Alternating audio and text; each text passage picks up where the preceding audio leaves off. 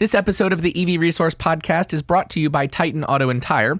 Titan has some of the very few independent auto repair shops in Central Virginia that are qualified to work on EVs and hybrids. And from hybrids to Hummers, they fix everything. For more information and to schedule an appointment for your vehicle, go to TitanAutoTire.com. Coming up this episode, Tesla and Ford announce a major partnership taking nearly everyone by surprise. The Tesla Model Y is the best-selling vehicle in the world of any kind so far this year, and more. Well, hello, friends, and welcome to episode 153 of the EV Resource Podcast. I'm Zach Hurst, and each week I bring you the latest EV news, information, and interviews with industry experts. This is going to be somewhat of an abbreviated show when it comes to the number of news stories, but the big one, Ford's partnership with Tesla, is maybe the biggest news story of the year, and I am going to really get into dissecting the announcement from a number of different angles. But before that, let's knock out a few of the other news items, starting with the Model Y. Elon Musk has repeatedly said that he expects the Tesla Model Y will become the best-selling vehicle in the world, and it looks like so far this year, that prediction is coming true. For the first time ever, an all-electric vehicle has claimed the top spot in the automotive industry as the world's best-selling car. According to analyst data from JATO Dynamics and published by Motor One, the Tesla Model Y has surpassed Toyota's RAV4 and Corolla models to top global sales rankings in the first quarter of this year. That's especially impressive given pricing for the Model Y starts at $47,490, more than twice as much as the Corolla, which starts at $21,550, and the RAV4 at $27,575.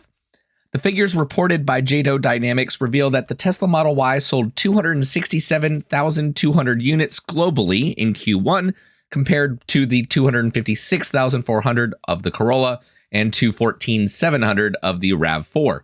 That's approximately a 69% year-on-year increase for the Model Y, and shouldn't be too surprising considering that production is ramping up not only in Germany, but also in Texas as well.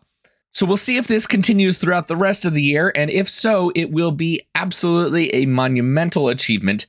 Even so, grabbing the top spot for just Q1 of this year is a feat worthy of praise, and the entire Tesla's team should be proud of their accomplishment.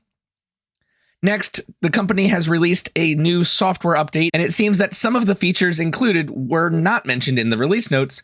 You could call it a stealth update. As is usually the case with uncovering Tesla source code, white hat hacker Green the Only on Twitter reported several stealth changes. There is a new auto windshield wiper update, now version 4. That should improve the user experience and actually give owners the ability to disable the auto wiper feature entirely. A lot of people were frustrated with it, and it looks like Tesla was listening. Another update is the ability for the car to use emergency braking when a vehicle is cutting into the lane occupied by the Tesla. Previously, the vehicles would only use steering to avoid a potential impact, and automatic emergency braking was reserved for something blocking the forward path. There's also an update for FSD beta users that reduces the time for suspended access after misuse of the system. So it's great that Tesla's updating things, and it's interesting that they didn't put everything into the release notes, but I guess these things they felt like people just didn't need to really know about it directly, maybe.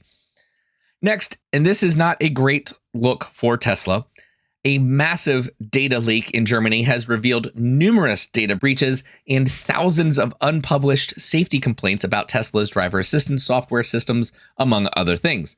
A report from Germany's Handelsblatt newspaper on the 25th of May revealed that in total, 100 gigabytes of confidential data was leaked by an employee whistleblower that included more than 100,000 names of former and current Tesla employees, Elon Musk's social security number, private email addresses, phone numbers, salaries of employees, bank details of customers, and production secrets, and information about the production problems Tesla had been having with the Cybertruck.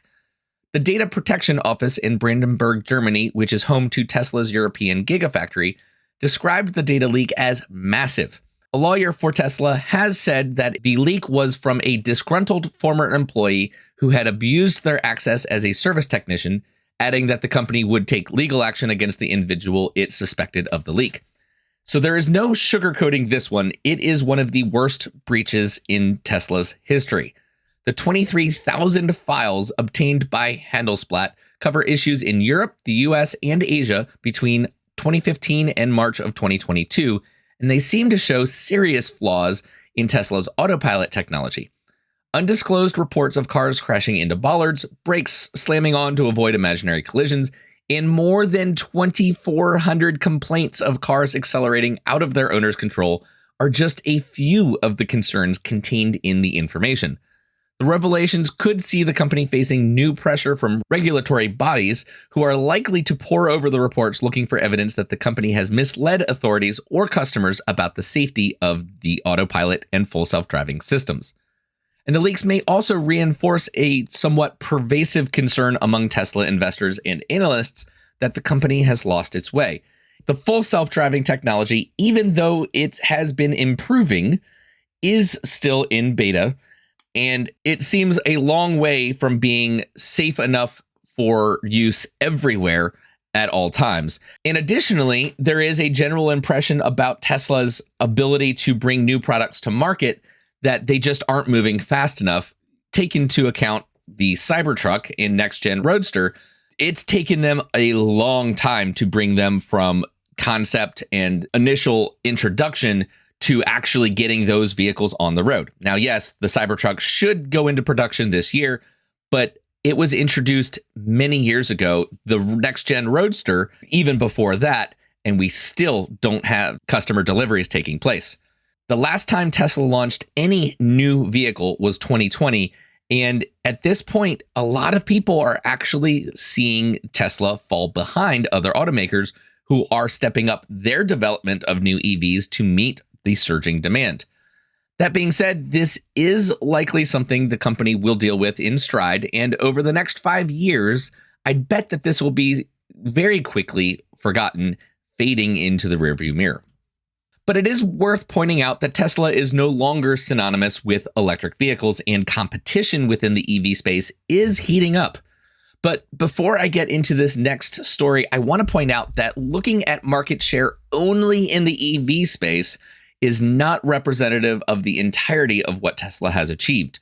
Many owners of Tesla vehicles replaced gas-powered vehicles from another brand. So as Tesla was the clear leader and still is the clear leader with electric vehicles, their EV market share is only going to drop as other companies catch up.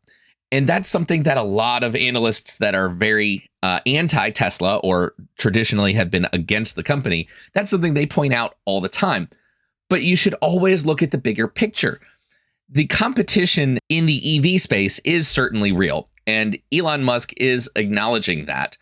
But Tesla's true competition is actually with gas-powered vehicles, not necessarily with other EVs that companies are bringing to market.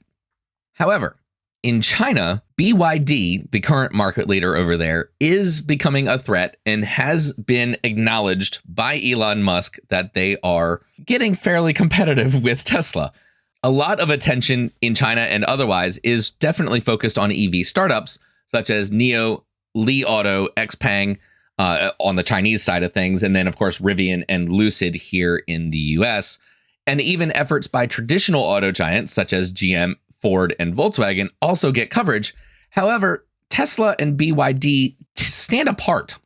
At what point the idea of China's BYD competing with Tesla might have seemed laughable.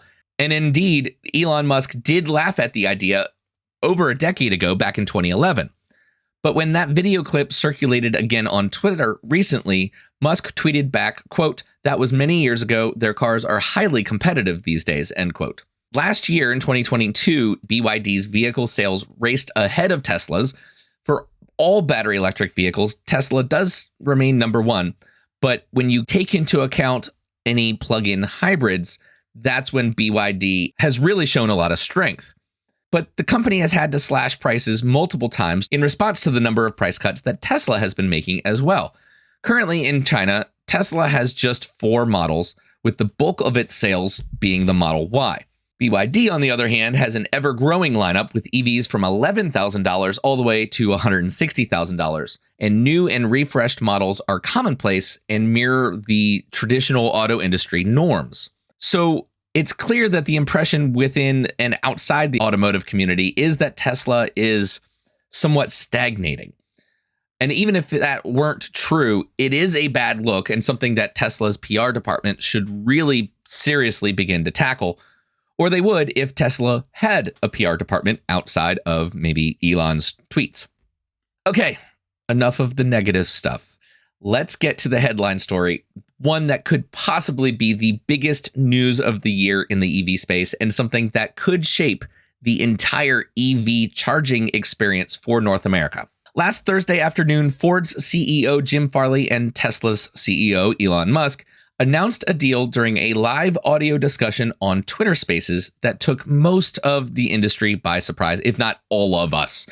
The announcement was simply that Ford is going to be using Tesla's charging connector, the NACS plug, on its next generation EVs starting in 2025, and that the company is going to gain access now to more than 12,000 of Tesla's existing supercharger network here in North America. And I say now because the existing Ford EVs that have the CCS charge port on their car will be given an adapter to be able to utilize the supercharger network very soon. Ford is not the first brand that I would have thought of to join forces with Tesla and use their connector. Of course, naturally, it is important to point out that Aptera already announced that they'd be using the NACS charging port and the Tesla supercharging network, but Aptera isn't in production yet. My thought, honestly, would have been that Stellantis would have been the first OEM to use the NACS plug because they don't have much skin in the EV game yet, and so they're well positioned to adopt any charging standard or plug. But Ford? I didn't see that coming, and I'm super excited about this, and I've been thinking a lot about the effect to not only the specific companies and their customers, but also as well to the industry as a whole. But it's not a super simple thing when you start to dig a little bit below the surface. There are a lot of different angles to deal with, and I'd like to take some time to break it down. Some of the questions and thoughts that I had that you might also have are, what will the existing CCS networks like Electrify America and EVgo do? What will their response be? Are they going to start adding Tesla plug, the NACS plug? Which, by the way, if you don't know already, NACS, I should have said this, stands for North American Charging Standard. And that was named by Tesla only. Tesla named their own plug the North American Charging Standard. That was not anything outside of that. In fact, the NACS, even though they call it a charging standard, it's not an official standard, as the name might suggest. And that's something that also I have a question about. Like, Tesla are they still going to own all of the plugs and have proprietary control over access to the supercharger network? Will they be able to turn off access to the supercharger network? I would imagine that Ford's deal has something in place to prevent that from happening, of course. But who controls that? Tesla still owns all of that. And who's going to control pricing? Does Tesla still have all of the pricing for the supercharger network under control? Does everybody need to pay Tesla to license the hardware for the plug itself or any of the cables or connectors? That's something that is like, okay, well, is EVgo and Electrify America, are they going to have to buy their plugs from Tesla in order to be able to add that to their current stations? That's definitely a thought. Another thought is 12,000 superchargers that was in Ford's announcement. That's not all of them here in the US anyway. There are 17,000 superchargers. So which ones are going to be used by Ford? Is it going to be only the newest, the version 3, the faster superchargers? And how will owners of Ford vehicles know which ones to use and which ones they don't have access to? I'm sure there's a plan in place for this, but I don't know it yet. So that's why I still have these questions. And you start to think, like, what was the point of the magic dock?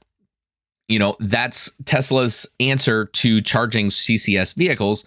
So was that something that Tesla was just hedging their bets in case this deal with Ford didn't work out? Or was it so that Tesla could start getting data on charging other vehicles in order to be able to roll out plans like this? It's certainly interesting to think about. Another thing, Ford has invested a lot of money into the CCS charging standard and actually has required their dealerships to install 2 DC fast chargers, one that is public facing, and then obviously the other one for use in the service department. Of all of those, especially the dealerships that already did that, they're CCS. So what are the dealerships going to do on the future Ford vehicles that are going to include Tesla's plug? Will the vehicles have both charge ports, like maybe one on each corner, one for the Tesla plug, one for CCS? Maybe they will use adapters. Like, how is that going to work? And will the DC fast charging suppliers like Tritium and BTC and Autel and others, are they going to start shipping units with NACS cables and also CCS cables? Like, how are they going to be handling all of this? And naturally, a lot of people have been asking, why would Tesla be doing this anyway? A big competitive advantage that they've had over everybody else has been their supercharger network. So now by partnering with other automakers, they're essentially giving away that advantage. That's something that Tom Narayan, global autos analyst with RBC Capital Markets, he addressed that in recently talking with Bloomberg and made a very good point about who Tesla's competition really is. So let's take a listen to that. But with Tesla, they really benefit from a rising tide lifts all boats. The reason why, for example, they've opened up the charging network is this is good for EVs. So maybe other EVs become more competitive, but now with this price cuts, the Model 3 is actually cheaper than a Toyota Corolla when you factor in the total cost of ownership. Yeah. So now it's, if your neighbor has an EV, maybe you're more likely to buy one. Maybe the Mach-E does better, but if you're Tesla, you're not trying to go after Mach-E, you're trying to go after the Toyota Corolla. It's interesting that now Ford EVs are going to have that advantage as well, which really leaves behind everybody else. And honestly, that might be one of the biggest reasons why Ford did this now. CEO Jim Farley was on CNBC on Friday morning talking about the change and mentioned that now there is going to be pressure on other auto manufacturers. The CCS is a great standard, but it was pretty much done by kind of a committee. And I think GM and others are going to have a big choice to make. Do they want to have fast charging for a lot of customers, or do they want to stick to their standard and have less charging?